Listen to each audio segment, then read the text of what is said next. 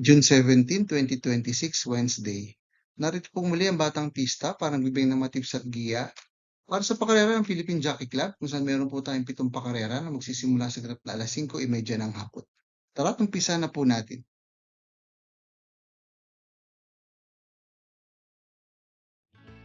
Race number 1, the start of winner take all, covering races 1 to 7, with a distance of 1,200 meters, 3 all and above maiden race placers.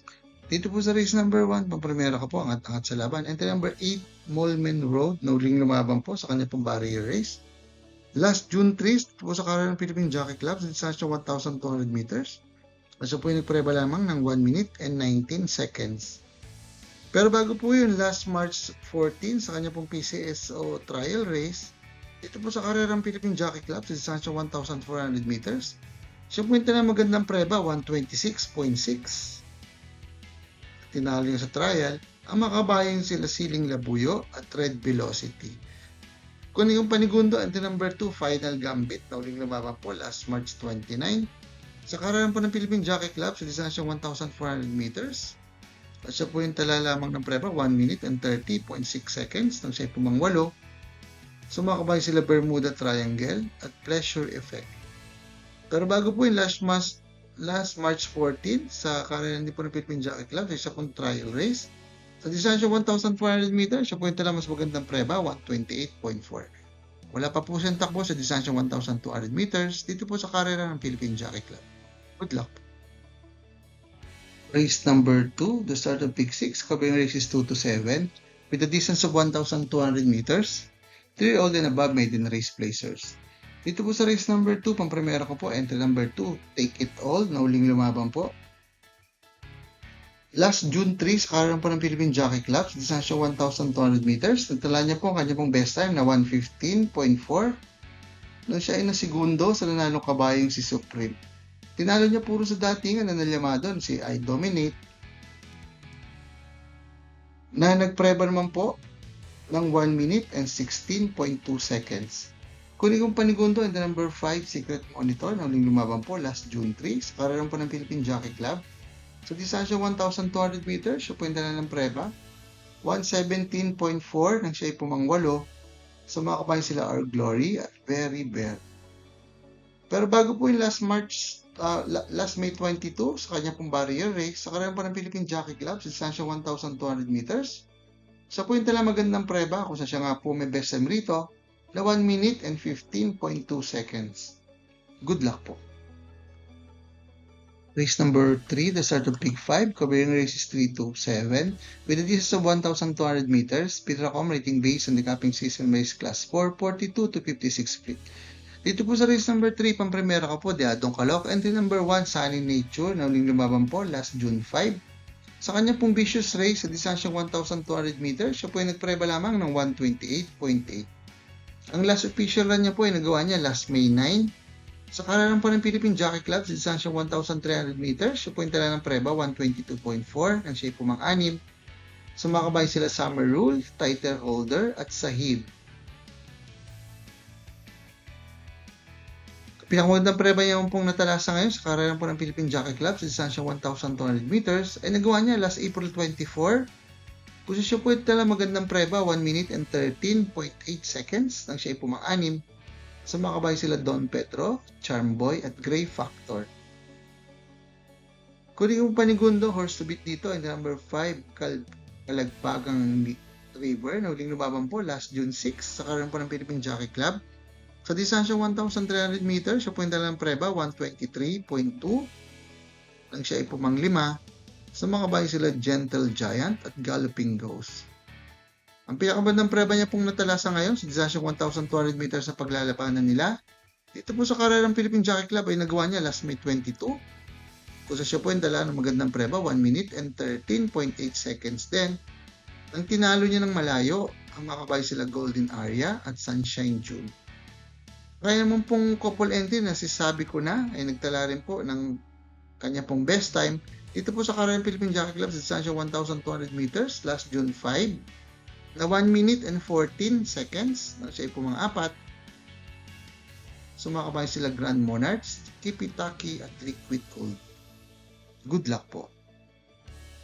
Paalaala mga katropang karerista, please click like, subscribe, and hit the notification button para makatanggap ng mga updated videos and race results. Race number 4, the start of Peak 4, covering races 4 to 7. With a distance of 1,200 meters, Speedrocom rating based on the capping system race class 4, 42 to 56 split. Ito po sa race number 4, pang-primera ko po, nag-iisang di bandera rito. Entry number 2, Don Pedro, na uling lumaban po last June 10. Sa kararan po ng Metro Monitor Club sa distansya 1,200 meters, siya po yung dala magandang preba, 1 minute and 14.6 seconds. Nang siya ay nasigundong dikit, sa nanalong kabaing si Just a Touch. Tinalo niya puro sa datingan ng Mercer, si Majestic Star. Pero ang pinakamagandang preba pong naitala ni Don Pedro dito po sa karera ng Philippine Jockey Club sa distansya 1,200 meters sa tatakbo nila ngayon ay nagawa niya last April 24 kung siya nga pong may best time rito na 1 minute and 13 seconds nang tinalo niya ng malayo ang makabayo sila Charmboy at Gray Factor. Kunin yung panigundo Dirimata and number 4 Super Dancer na ringawaban po last June 3. Sa kararan po ng Philippine Jockey Club sa distansya 1,200 meters, natala niya po ang kanya pong best time na 1 minute and 13.6 seconds. Nang siya po mga apat, sa mga kabayo sila Super Daily din, Diamond Heart. Yung tersero ko po, and number 1, Laugh in the Rain, na uling iwawan po last June 5. Sa kararan po ng Philippine Jockey Club sa distansya 1,200 meters, siya po yung tala ng preba 1 minute and 14.8 seconds. Nang siya po mga anim, sa mga kabayo sila Elizabeth Joy, Charmboy at Grand Laughter. Pero bago po yung last May 22 sa karera po ng Philippine Jockey Club sa distansya 1,200 meters, siya po ay nagpreba ng 1 minute and 13.6 seconds nang siya ay nasigundo sa nanalong kabayong si Hombre. Ang best time niya naman po nagawa sa pareha sa distansya at karera na nagawa niya last March 11 kung saan siya po ay nagpreba ng 1 minute and 13.4 seconds nang siya ay pumang-apat. Sumakabayan sila kung Static Offer at Megan Maxine. Good luck po. Race number 5, the last DD Plus 1 event covering races 5 to 7 with a distance of 1,200 meters. Speedrocom rating based on the capping system race class 4, 42 to 56 split. Dito po sa race number 5, pang-premiere ko po ang at sa laban. Entry number 8, Stripe of Pink, na uling lumaban po last June 5. Dito po sa karera ng Philippine Jockey Club sa distansya 1,200 meters, siya po yung dala ng preba, 1 minute and 15 seconds. Nang siya ay pumang 5, sa mga kabayan sila Grand Monarchs at Kipi Taki. Pero ang best time niya pong nagawa dito po sa karera ng Philippine Jockey Club sa distansya 1,200 meters na paglalabanan nila, ay nagawa niya last March 25 kung sa siya po ay nagpreba ng 1 minute and 13.2 seconds. Nang tinalo niya ang mga kabayan sila 911 at Boy Wonder. Kung yung panigundo, enter number 2, Love ko to, na uling nawawan po last June 6 sa karera po ng Philippine Jockey Club. Sa distansyang 1,300 meters, siya po yung talang preba, 121.6, nang siya ay pumang 5. Sa mga kabayan sila Queen Gabi at Amor Mi Amor. Ang best time niya pong nagawa sa ngayon sa distansyang 1,200 meters sa tatakbuhan nila, ito po sa karera ng Philippine Jockey Club ay nagawa niya last May 20. Kung siya po ay nagpreba ng 1 minute and 14 seconds nang siya ay pumatlo, sa mga kabayo sila plus 5 Cosa at Gin Jenny. Good luck po.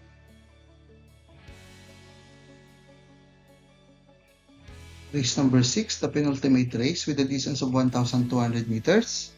Speedrocom rating based on the capping system race class 442 to 56 feet. Dito po sa race number 6, ang primero ka po, Diadong Kalok. Entry number 4, Mendel Bell, na uling lumaban po. Sa kanya pong barrier race last June 3, dito po sa karera ng Philippine Jockey Club sa distansya 1,200 meters, siya po yung tala lamang ng preba na 1 minute and 20.2 seconds.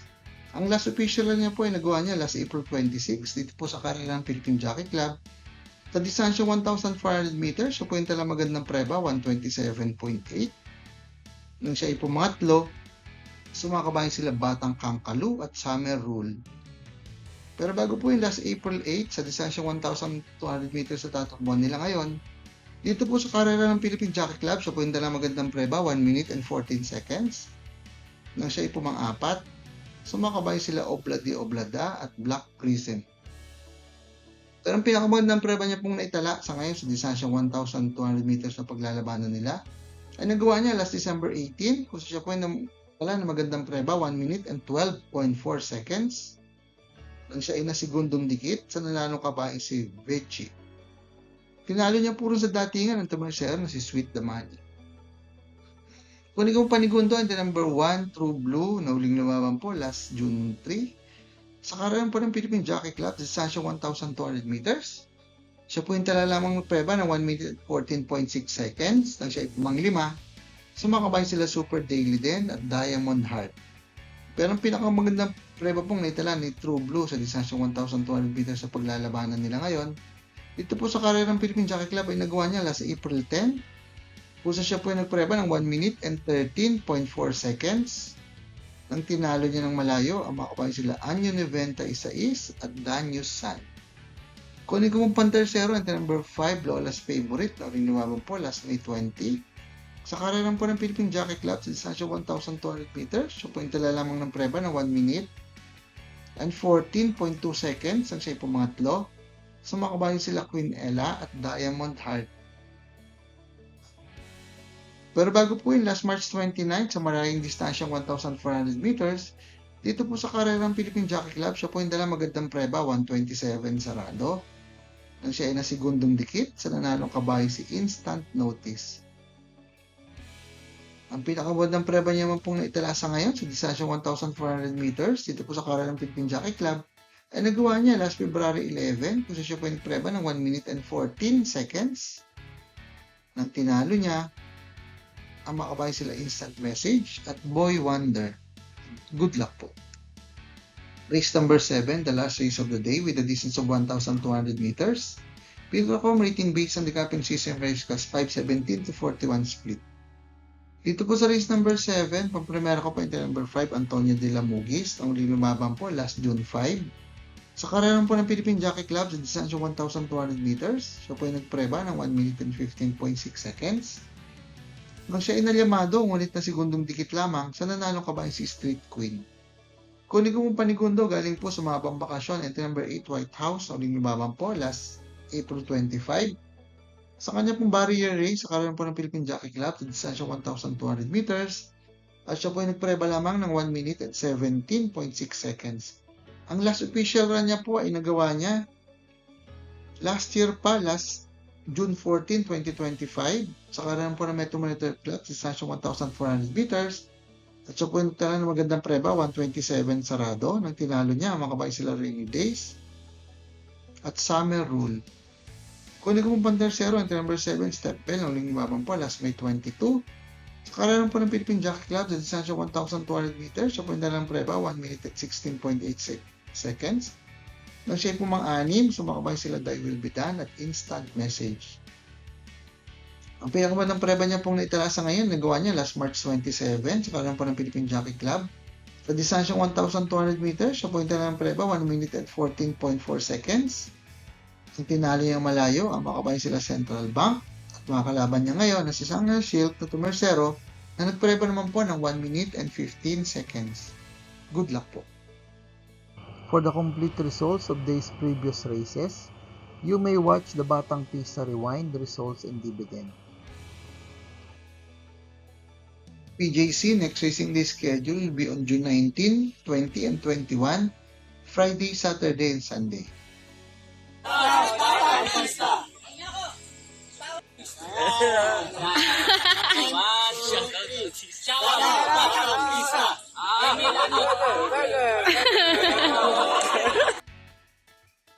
Shoutout po natin ang ating mga pista na sina Sir Bobby Salsos at Sir Jesus Mendoza.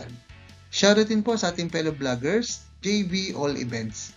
Maraming salamat din po sa ating mga bagong subscribers at mga kapista. Sa mais mo makatanggap na updated races, results, and dividends at magiya sa karera. Please like, share, subscribe sa ating Batang Pista channel.